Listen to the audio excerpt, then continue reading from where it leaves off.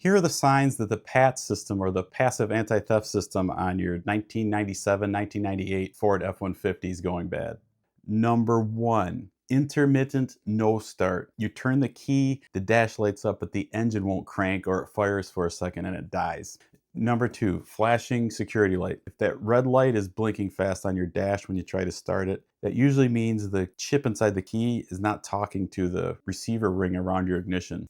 Number three, start sometimes, dead the others. That's normally the little ring that goes around your ignition, also known as a transceiver, going bad. Number four, you get a new key and that won't program. If it's a fresh key and it refuses to learn, the issue is usually the PATS reader or the security module, not the key itself. So if you're seeing any of these symptoms on your Ford vehicle from late 90s to early 2000s, check the PATS key reader before checking anything else. I do keep verified OEM transceivers in stock.